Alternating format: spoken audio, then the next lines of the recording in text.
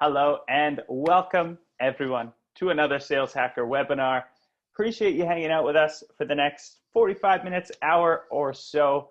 I know it's a crazy time right now, and many of us are juggling many things. We got our work, maybe you have kids, trying to stay fit at home, trying to learn, level up. So we do appreciate you giving us our attention. We don't take it lightly.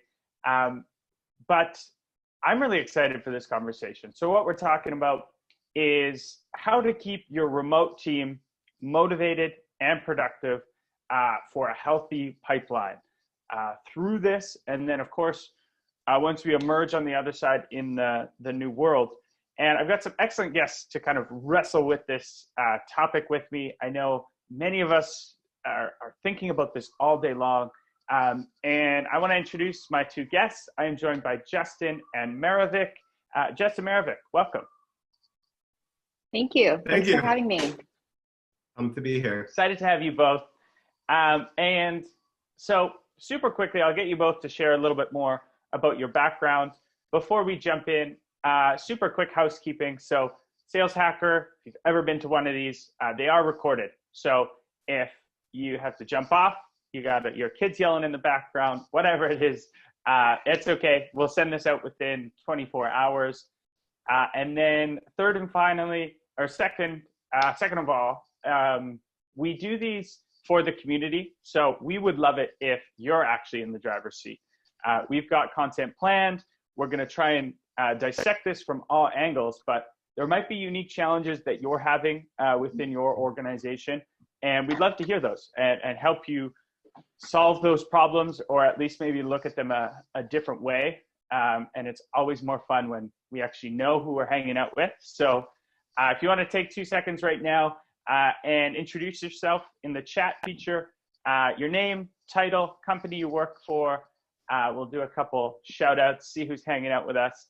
And then there is a Q&A function at the bottom. So if you have more formal questions you want to ask, please do so in the Q&A.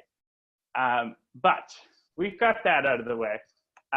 Introducing again our two guests. So Marivic Becker is actually a senior sales leader at Freshworks.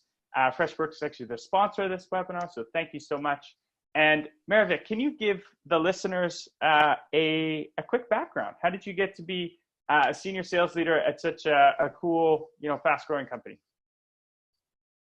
Of course. Thanks, Scott. First of all, thanks so much for this opportunity. I'm thrilled to be here to talk through this very important topic today.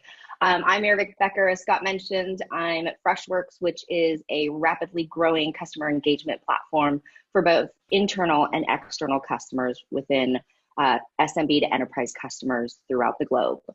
And prior to joining the Freshworks team almost a year ago, I can't believe it's been almost a year, time's really flying. I was actually at Salesforce, where I was there for 10 years, grew my career shortly after college, and essentially had every role from individual contributor to sales leader.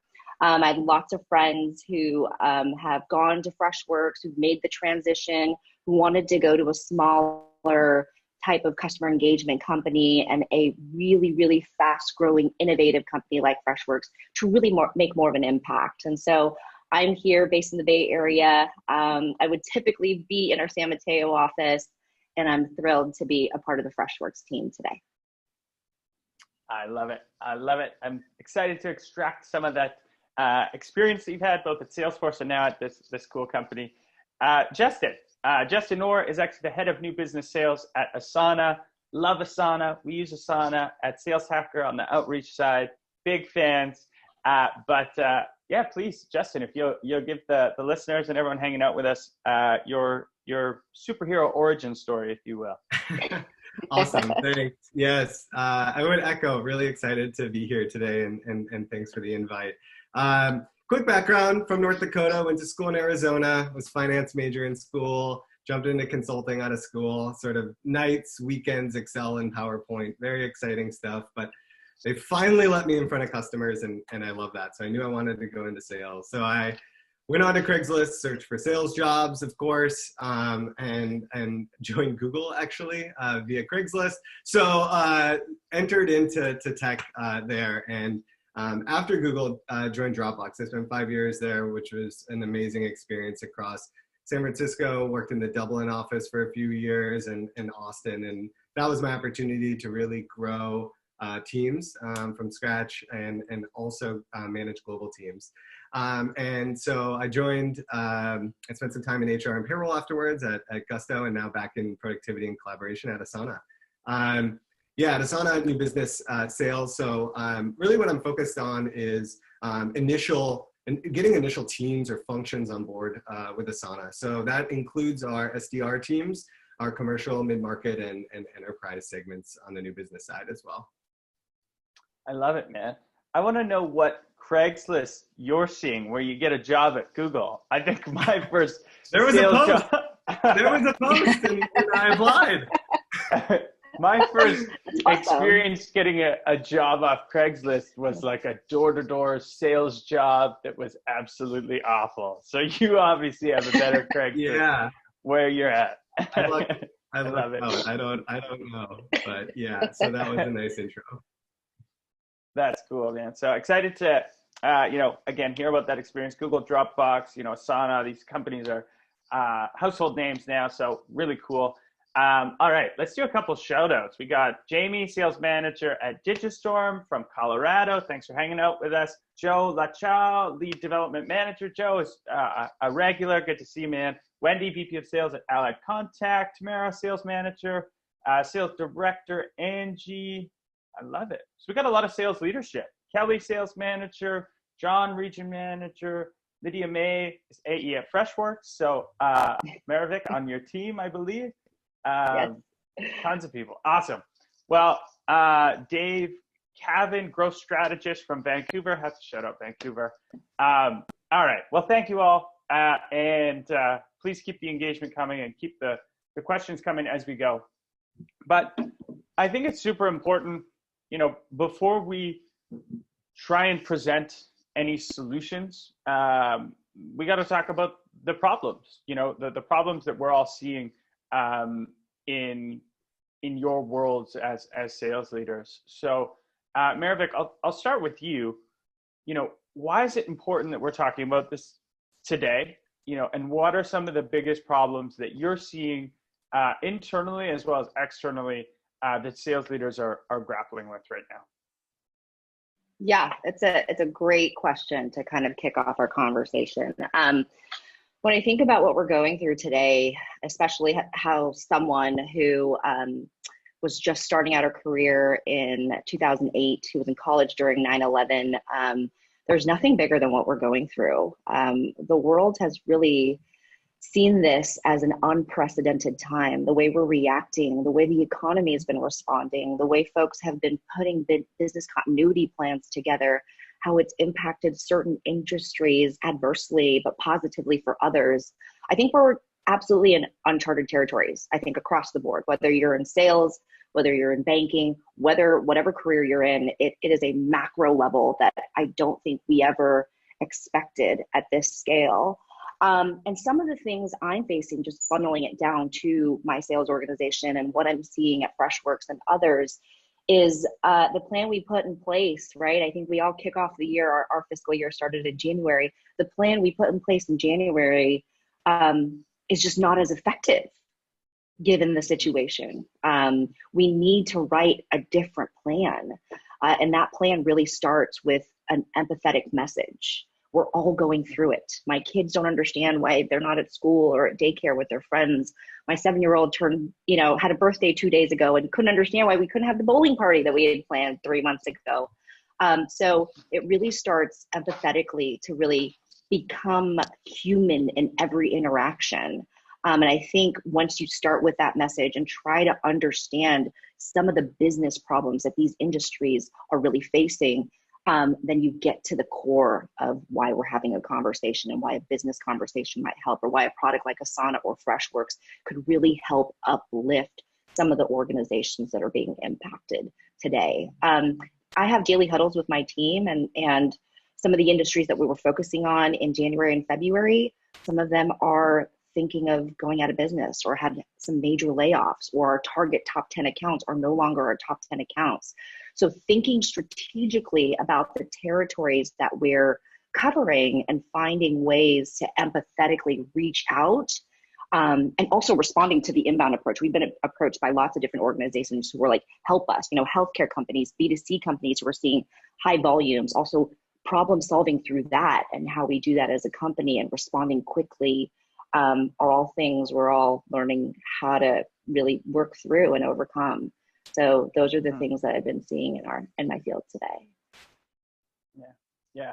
It really is unprecedented. And I think a few of the themes that you mentioned are probably going to keep coming up in this webinar, and we'll try and make them as actionable as possible. But it's this idea of, completely redefining your ICP, because there's certain industries that have been hit the hardest. Leading with that empathetic message is so unbelievably important. And when done the right way, I'm finding in a strange way, it's actually easier to relate to people right now. Because we all share this common struggle, and in peacetime, call it, everyone has a million different interests going on, vested interests, a million different projects. And right now, we're all going through this. So it actually allows you to, I think, skip a few steps in that trust building process if done effectively and authentically. And Justin, I'd love to get your thoughts on this as well. And then we have a few polls that we want to get the audience involved in. But Justin, what are some of the challenges you're seeing sales leaders are really struggling with, and why is this so important to be talking about right now?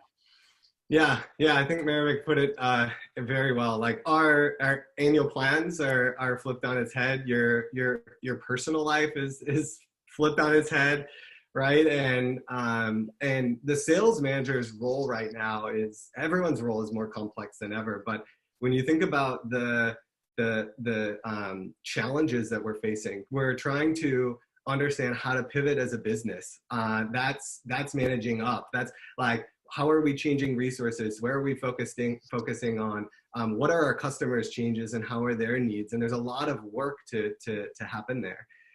There's also a huge amount of work to support your teams. The direction is more important than ever. And how are you managing morale, targets, comp, pipeline, all of that stuff as you're going through that change? And so, I think in this crisis, there's an opportunity, of course, right, as leaders, as a company and as an individual. And our responsibility is like Marivic said, to drive change. Like we're trying to win our market, and that means we need to be better than our competitors at what's important to our customers. And what's important to our customers is change now.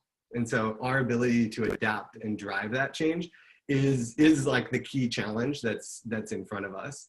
Specifically within Asana, I can talk a little bit about, because in some ways this remote work, in many ways this remote work shift is accelerating kind of digital transformation, and teams are getting set up on Slack for async, Zoom for live, but need a way to coordinate and orchestrate their work. And I think there's a lot of power in tools like that. But that's what we're thinking all about a lot, is what are the new ways that we can serve our customers in this environment. Mm-hmm. I like that. And I like the idea of kind of, you have to keep this certain level of like fluidity to everything you're doing, right? You have to make sure you're managing up, but you can't spend your whole time managing up, because you have to be on the ground, and there's so much changing quickly that you have to, adapt as quickly as you can. Something you said there reminded me of, I saw this funny cartoon on LinkedIn where it's this group of people sitting in a building, and they're in a boardroom, and someone's saying, oh, we have plenty of years for this whole digital transformation thing. And then there's a wrecking ball coming that says COVID-19 on it. And it's very true, yeah. Right? It's kind of like shattering everyone's notion that they're going to have a lot of time to digitally transform over the next 5 years. And this is shining a light that, that may not be the case. And, I tried to look at the positives. That could be a good thing for a lot of companies in the long run. Okay, so let's do a couple polls. I think will help us kind of inform the next the next little bit of this conversation. So I want to do 3 polls. First one, what percentage of your organization's pipeline deals that were originally forecasted do you now estimate to achieve? So of the original kind of pipe there, what do you think you'll actually achieve now? Super interested to see these results. Without cheating too much, Marivic, Justin, where do you think we're gonna land? You go first, Justin. What do you think? I would guess, Percentage but pipeline originally forecasted, expect to achieve. Oh, on average, I'm gonna go with 75%. 50 to 75%. I don't know. I'm heading. Yeah. I would agree. Yeah. Motivate your team. Motivate your teams. Yeah, I would say about 50 to 75%. That would be my guess. Cool. Let's see. We'll give. Perfect. Okay, we stopped there. You guys got it right. So 44%. The large majority is 50 to 75%. They're hitting. We had 30%. That's still a big number. Are only going to hit 25 to 50%. 9% less than 25% they're going to hit, and then we have 16% which are pretty confident they'll hit 75% or more of that pipeline. So that is crazy still to think about that. If we take the majority, 44, that's 25 to 50% of your pipe disintegrated in front of you, which is pretty scary. All right, next one we want to do is, because we have a lot of leaders joining us, curious to hear what kind of guidance you're giving your sales teams kind of to follow at this time, because there's all these different kind of lines of thinking right now. I've heard of people being like, hey, we shouldn't be doing any prospecting at all right now. There's people like, no, this is time to triple down. Curious to hear your line of thinking. We only pick one. Yeah, we'll just pick one. And Marivic, if you had to pick one, which one are you picking? Like I mentioned, I think business has to go on. We have a company and an organization to run, right? We have a service to offer. So I would say focusing on prospecting with empathy would be super important during this time. I think everyone's talking about empathy, right? But what does empathy mean to these organizations? How do we really take a look at what empathy means for the restaurant industry, right? And would that be a focus? Or how do we help them, right? Or the healthcare industry? How are we offering services to help alleviate some of the volume that they're seeing in some parts of the country? So focus on prospecting with empathy, but I would say retaining customers would be a close second. Yeah, absolutely. Yeah, I think focus on prospecting as first and retain, and would echo. And I know we'll get to kind of redefining your customer profile, but it's with empathy, but it's what's new there. I think is where a lot of people are looking to give guidance to their teams. Totally. Yeah, and it looks like everyone kind of mirrors what line of thinking. 69% focus on prospecting with empathy, 22% focus on retaining existing customers, 6% block stuck pipelines, and then no change, business as usual, 3%. So they're obviously in a lucky industry that maybe wasn't affected at all, and their buyers weren't affected. Okay, last one. Just find out what kind of long-term initiatives are you focusing on at this point due to kind of slower sales activity. We're just said in that first one, we're losing 25 to 50% of pipe. Where are we putting that extra time? And how are you thinking that as a leader? Again, just picking one. And Justin, I'll start with you. If you had to only pick one of these, where are you doubling down on? I think it has to start from improving your go-to-market, because I think you need to have a point of view there, but how you operationalize that is in the sales process review and re-engineering, and actually where some of the insights come from in how you improve it. So let's see, I guess, I think improve go-to-market is probably what I would pick first, but I think sales process and re-engineering is a big part of that. Yeah. it's so interesting. Whenever I ask a question to a guest, I can see the polls kind of get affected by the guest Oh no! answer. Oh no, we're asking Tech too initiative. soon. This is Too soon. this is where I plug our Salesforce integration with Asana to drive higher productivity. Meld together. Yeah, Marivic, exactly. Marivic, if you're gonna pick one, which one are you picking? Yeah. Okay. So I think go-to-market strategy is huge. We're still talking through like how do we make those changes? What are the things that we're looking at? So that's a big one for us that we're currently doing at Freshworks.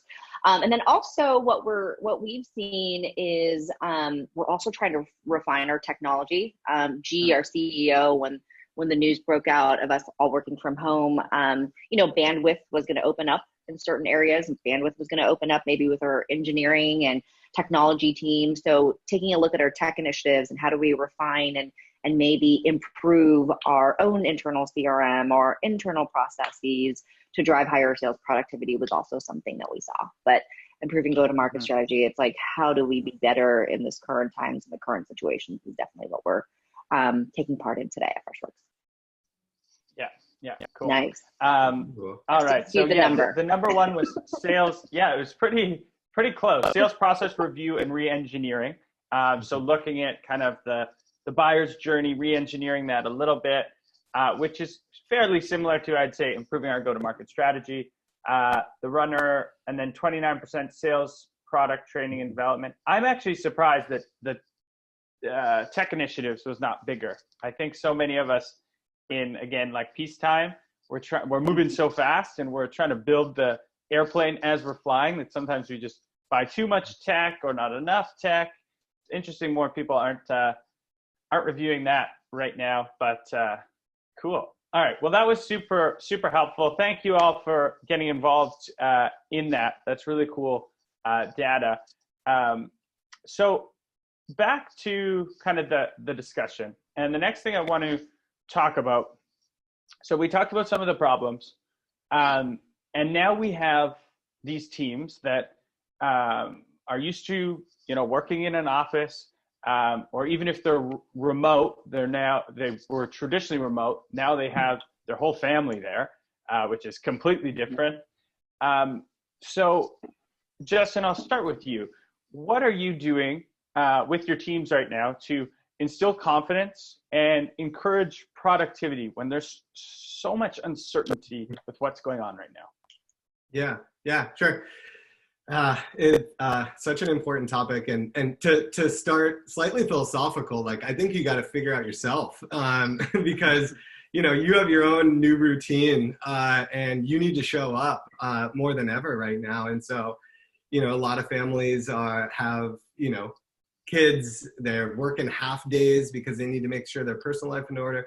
But if you can't show up, if you don't have your personal life in order and you don't have your new routine, like you aren't going to be able to support the team in the right way. And so I think everyone needs to make sure to settle into like what gives them the right energy. Justin, sorry to cut you off. I'll double click there because let's talk a little bit about that. If that's Sure. Step one, how did you do that? What changes have you made to your personal routine so that you can show up as a leader who at least looks like he's got his act together at home? Yeah. Well, my wife and I are down to like 15-minute increments in our morning schedule right now. Like I need time with the kids. I need to support her well-being. I need to exercise every single morning.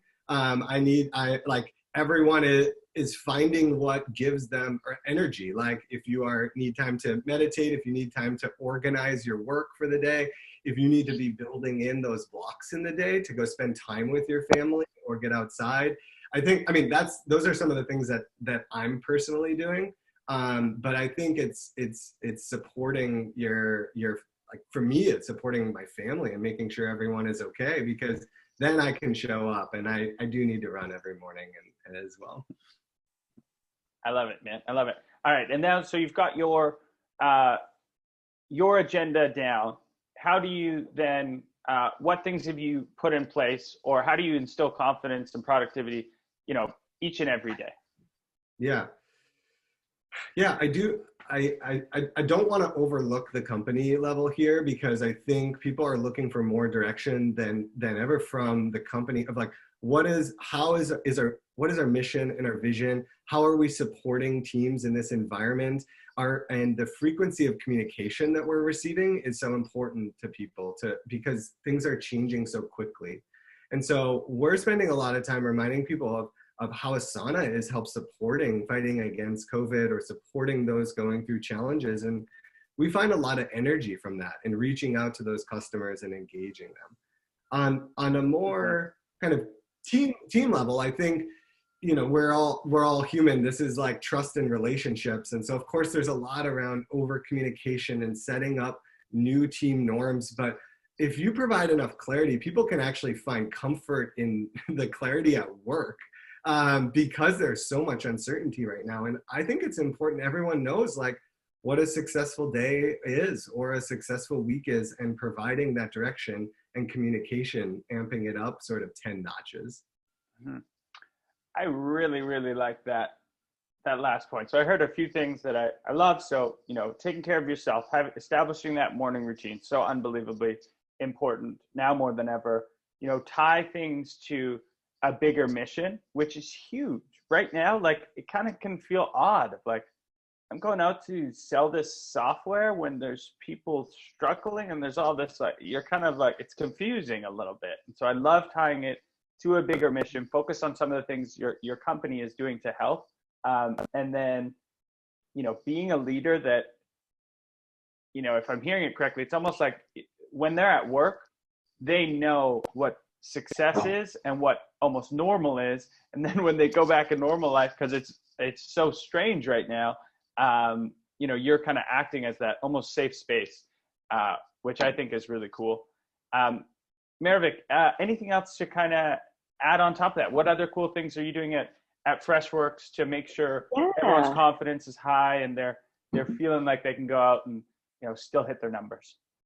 Yeah, well, first I'll comment on Justin's, figure yourself out at home. My husband and I both work. We have 2 kids at home, and we all sheltered in place all at the same time. And figuring that out took a couple of weeks. And when we first started, when there was a child screaming on a conference call, we're like, oh my God, what are you doing? Why don't you take, and now it's like, excuse my child. I'm like in a contract negotiation discussion with one of our top deals. I'm like, excuse my child who's screaming, but we need to take a look at that limitation of liability, right? Like, it's just hilarious how we've all just adapted. So figuring yourself out and just knowing that it's okay and that we're all going through this is like the mental state we all need to be in. So I agree with Justin on the over communication, especially at this time. I mean, ever since I was in an entry level career, position at Salesforce, I was like in the office every single day, and by choice, right? Even as an enterprise AE, I fed off the energy of everybody on the sales floor, our call blitzes, the mind share. So over communication and trying to replicate that in some fashion on a day-to-day basis, whether it's a team huddle where we're talking about what does our day look like? What do people need help on? How do we help each other? I have 7 ramping account executives on my team right now and 3 veteran AEs who really need to get together and collaborate. So those team huddles are super important. And then also transparency. I don't think we have an answer for when this is going to end. And I think it creates uncertainty because we don't know when it's going to end or how it's going to end. But a few days after we went shelter in place, our CEO, Girish Mathrubootham, had an all hands call, and we were all nervous. Like, what does this mean for us? Is this like, there's lots of companies laying off people, and what do we do? And it was like, this is the current state. This is what we're going to do. No one's at risk right now, or not leaving anyone behind. And this is the plan on how we go forward, right? There was a distinct tone that really calmed the instability or the insecurity that comes with an unprecedented situation like this.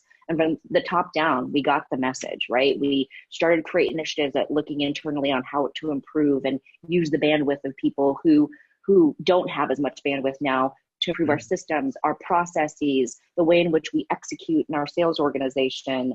We're also just taking a look at what do we need now to refocus those top accounts in the territory? They're different from January, February. So how do we take a look at what the territories mean now and what the focus industries are. So our data team put together a heat map of within the last 30 days from, I think it was March 9th through April 9th, they reviewed all of the won deals and what industries they were in and what leads came in from those industries. And we started to reconfigure and reshift. And we really allowed the data to help us make decisions on how to shift. So that helped motivate the teams. They're like, okay, I feel a lot better, right? That we have a grasp on what industries we need to focus on and who needs help and how we need to move quickly.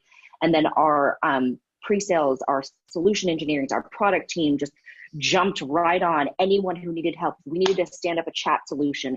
Everyone was all on board. We all just got in and really leaned in on how we can help each other. And that, I think, when you have that one goal to say, we're gonna survive, we're gonna do this, we're all in it together, and we're all jumping in head first, it really does drive the confidence in the time of instability as a company. Totally.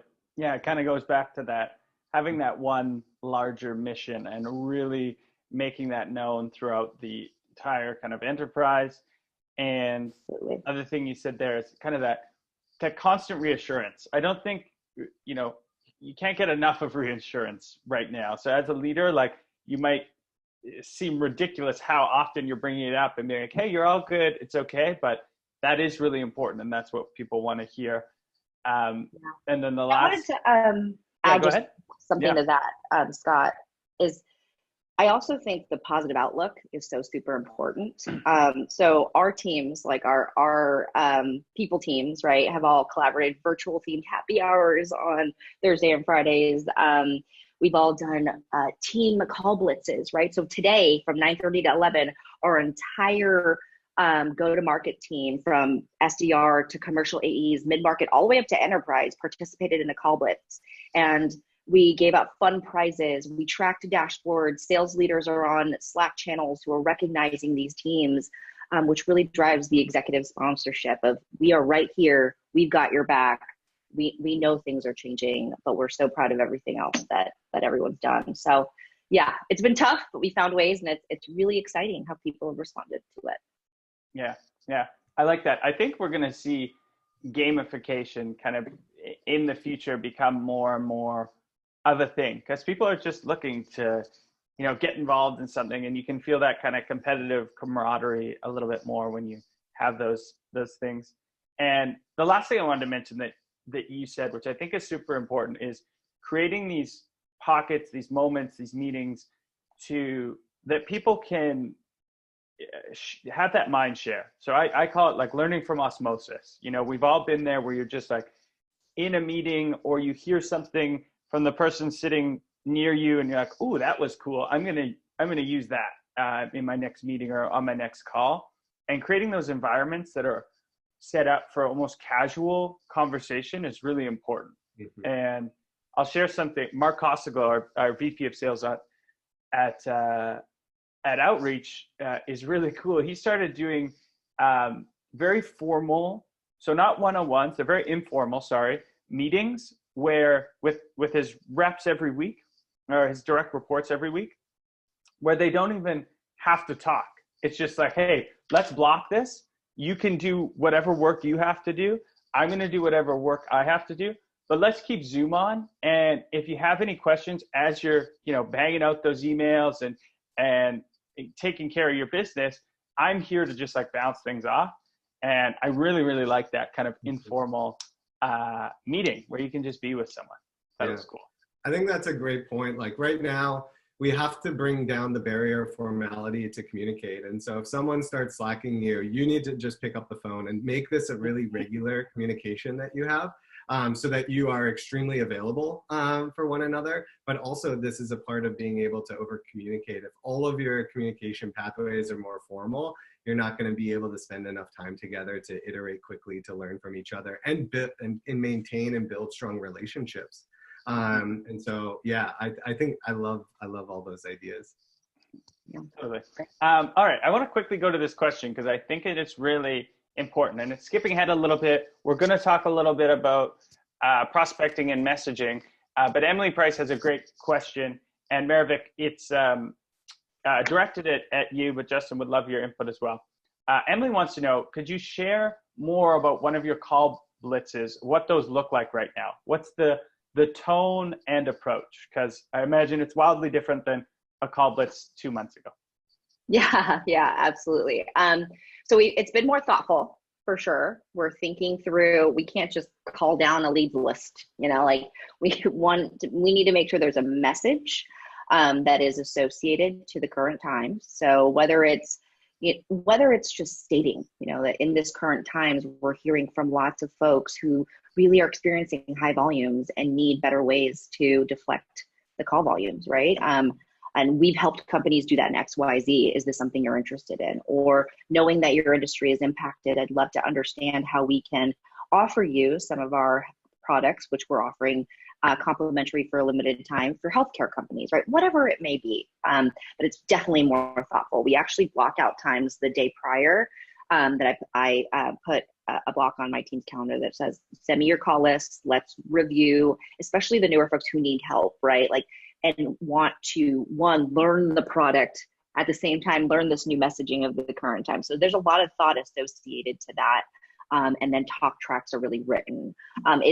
There is a certain volume you need to hit, but it's more about, let's get out there and get the message out, right? Let's make sure that this message is sticking. And typically we'll meet afterwards and say, what did you hear out there? What worked? How did you get meetings? I had one person on my team that had one day 0 connects and then 7 connects and multiple meetings associated from those connects. So it's really a ability to reframe the discussion, be thoughtful about your lists, be thoughtful about your messaging, and then reassessing and course correcting afterwards on what's working and not working. And one thing I think we've found, so Grace on my team has been starting to call down based on vertical.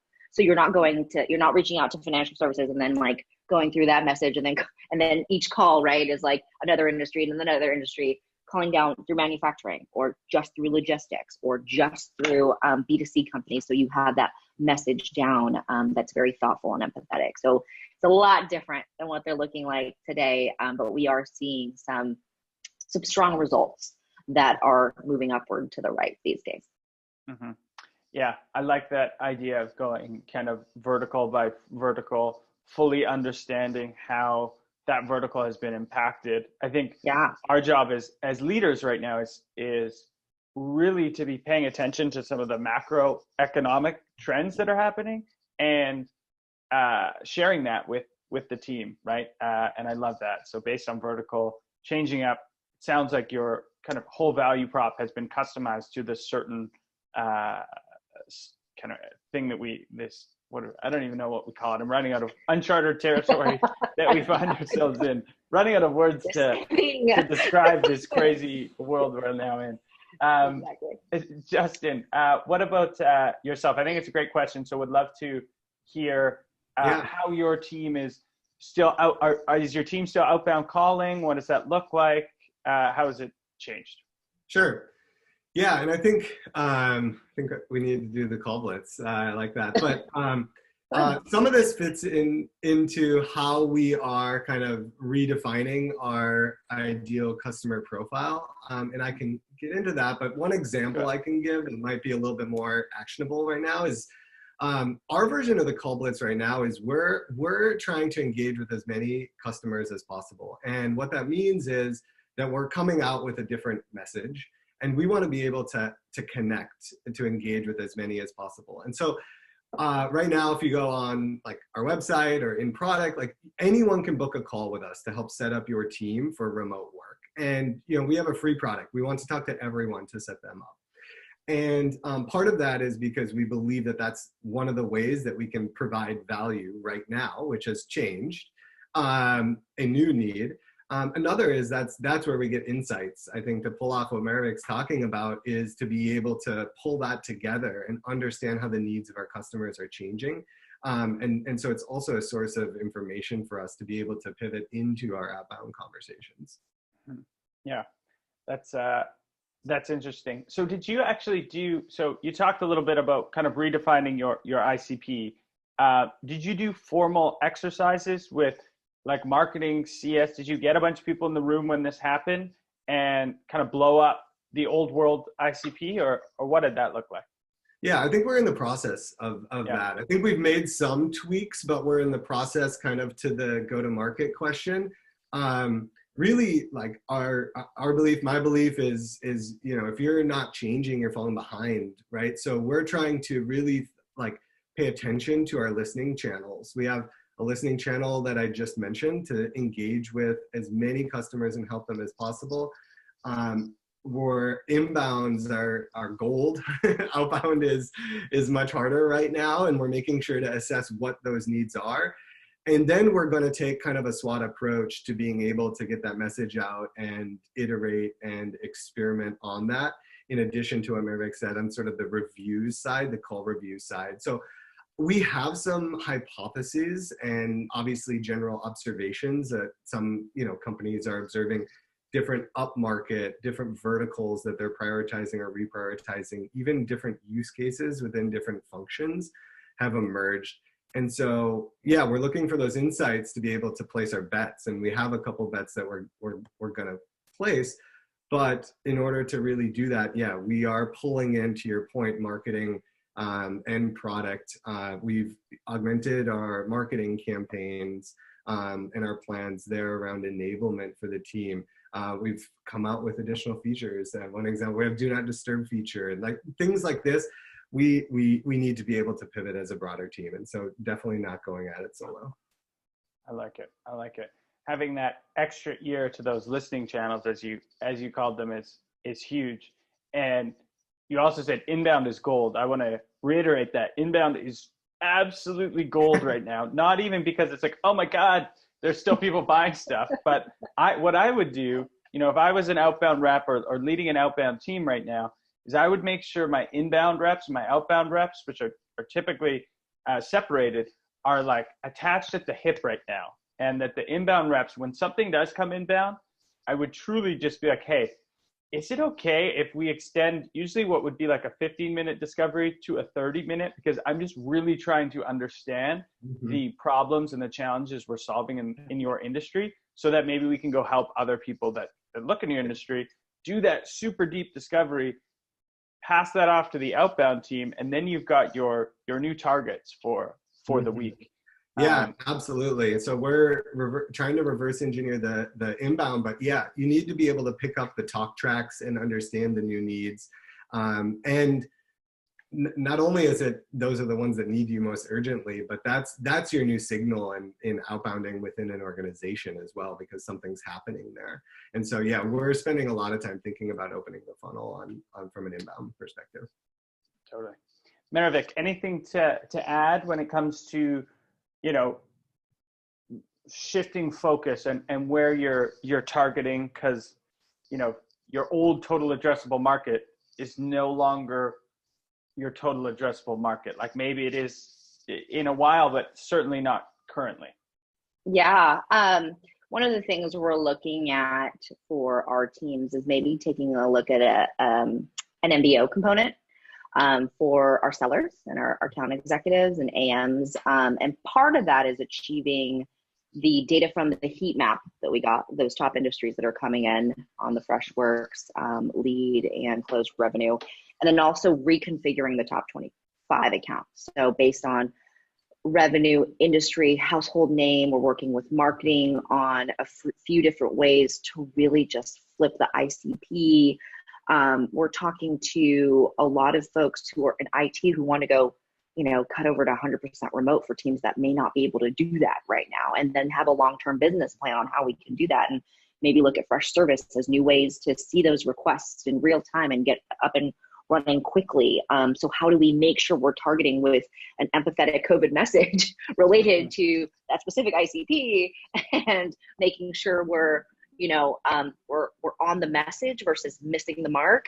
So we're pulling in lots of subject matter experts within Freshworks, whether it's our segment marketing team or our corporate marketing team, or, you know, our field sales team, or if it's our product teams, our lead enrichment teams, anyone who we can make sure we gather, you know, the mind share associated to what is the ICP, what are the top industries, how do we reconfigure that message, and then scale and distribute quickly out to the team. So yeah, there's definitely an approach there both the things we can control and not control, but we are trying to change the way we are operating, both from a sales marketing perspective to target accurately in today's world. Mm-hmm. Are you able to share any of those industries that you've identified, maybe on that heat map? I think that would be super helpful. Yeah, the biggest ones are logistics, transportation. I would say anything that's moving things around and delivering products to homes, B2C companies, right? The big B2C, the food delivery companies in every single region. It's not just the big ones that are seeing these huge volumes, these spikes. There are some healthcare companies who are saying we need a quick way to stand up some chat functionality on our website so we can real time share information, whether it's via the FAQ or anyone who wants to know more about the status of COVID in their current community or their current city. So it's those types of industries where we're seeing a lot of movement, lots of movement. Anything that's B2C is experiencing high volume, right? Whether it's going to be on the I want a return or a refund, or whether it's a revenue, I need food delivered or gifts delivered or things delivered, whether it's any of those things, it's still a function that needs to be responded to. I think it was one of the major delivery companies that I use, right? That I need groceries every week. I can't go to the store, and I couldn't get a delivery schedule for, 3 weeks, right? So they're experiencing these high volumes, and being able to seamlessly transition those volumes into some deflection method that reaches the customer with an answer is really the type of industry that is needing our help desperately. So I would say those are the types of industries that we are really looking into, but also coming with a thoughtful approach rather than, I see there's this huge call volume and I can't get like a delivery date on the calendar, right? It's really like the volumes are high and we see it realistically. I'd love to understand how we can help you and how we've done that with other customers before. And that has created a customized, more human approach that's really led to a productive business discussion. Yeah, for sure. Great examples of industries to focus on. Logistics for sure. E-commerce, huge right now. The kind of telemedicine is huge. The other one I heard just the other day that's just booming is a lot of security companies, because now everyone's working from home off of a laptop. There's much more risk involved in a distributed remote team. So the security industry is exploding as well. So I'll add that one. And education. And education. Yeah, that's a word. Yeah, that's a big one. Like Skillshare, Masterclass, those ones that just they're going crazy. I would highly recommend. I say this all the time, but it's so good. To both your teams, the Chris Voss Masterclass on negotiating is incredible. It should be mandatory watching for anyone in sales or anyone who negotiates anything, which we all do 100 times a day in little things. Okay, so I want to talk quickly, and then we have some great questions coming in. Thank you, everyone, for the questions. We will save 5-10 minutes at the end, kind of just rapid fire go. Let's talk about tactically. So we talked about, incorporating empathy, of course. What does that sort of look like in our messaging, our sequencing? And Justin, I'll start with you. Did you have to go in to your, sales engagement platform and change all of your sequences overnight? Are all of your templates different? I would love to hear, your thoughts there on how you incorporated this empathy like overnight. Sure. They should be. Yeah, I think they should be. And if you haven't updated it since March 11th, then you need to update it again, because this is dynamic. And even in peacetime, you should be doing it pretty frequently. Right. Yeah. And of course, I'm still getting emails that just add "given the current environment," comma, and it's the same email. But we need to move. Yeah, we need to move past that. So, really, what we're thinking about is, so some of it comes from the targeting and new messaging that we've talked about based on new use cases. But I think some of it also is delivering value in different ways. And so I guess in some ways it hasn't changed, right? Like if you are selling something to a friend and they're going through a tough time, you probably still reach out, but what you're going to offer them is quite different. And then some friends are maybe in a more resilient industry and you might sell to them, but you're going to find a way to add value. And so we're looking for ways that we can offer paths for customers based on what they need right now. Some want to do more, some want to do less, but we absolutely still want to talk to them. Some have left. I want to talk to you if you've left. What we can help you. Do you want that customer going somewhere else? And so we're trying to build in the flexibility of the pathways to really have as many like opportunities for engagement as possible, because we believe that informs our pivot, but that's also how we differentiate in the long run. And so I think that that's what the focus is around is different offerings based on new value. Mm-hmm. Totally. Marivic, is anything you would add as far as changing messaging and sequencing? Yeah, we've definitely taken a look since March 9th or whenever we started the shelter in place here in the Bay Area.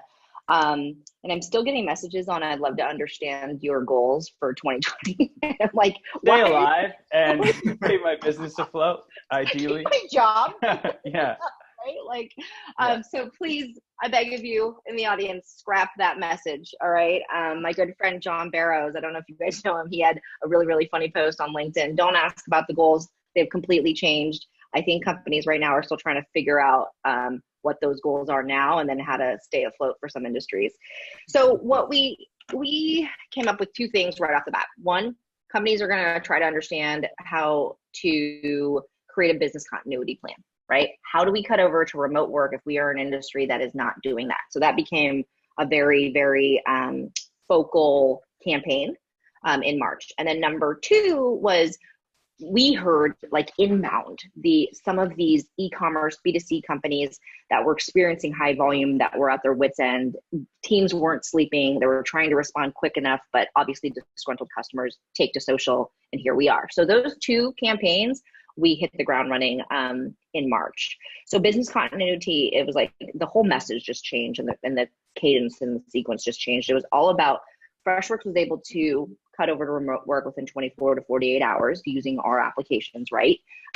With a business continuity plan that has a SaaS focal point. So how can we help you do that? We know teams need to go remote immediately. That did merit a lot of conversations and business conversations and some opportunities that are now moving into the pipeline. And then the volume, right? The volume one was like, please help us. We're like bleeding out. Like we can't figure out how to respond to this volume. And it was like, all right, let's pop a chat window open for this customer and move very, very quickly. And that's produced lots of pipeline as well. So I think we're having a meeting of the minds, right? Taking those two very fast acting campaigns around that. And then we're saying, okay, for healthcare, they're dealing with like frontline folks and folks who are impacted. And now that testing is becoming more available for communities, how do we ensure they get the messaging out, right? So we're targeting those communities, offering services on a complimentary basis to try and do that, because we do want to help the industries that are impacted adversely. And so now we're also thinking about what do we do about logistics, and then what do we do about education? So we're slowly trying to pivot, but we knew immediately in the offset that we really needed to respond to business continuity and the high volumes that industries were seeing. Mm-hmm. Yeah, that's a great one. My good friend Todd Capone, he wrote The Transparency Sale. Awesome. And I was talking to him the other day, and he said times of crisis allow sellers and sales leaders to actually like read the mind of their prospects, because pretty much every business right now has the same few objectives, right? Business continuity is a big one. Helping people, enabling people remotely, keeping people motivated, productive. It's all very similar, where in peace times, again, there's just so many things that they could be focused on. Now there's only a core 3 or 4, and all you have to do is look at what your internal organization is struggling with, and it's probably 90% of the organization out there. Exactly. Okay, let's do some rapid fire questions. We have 5 minutes left.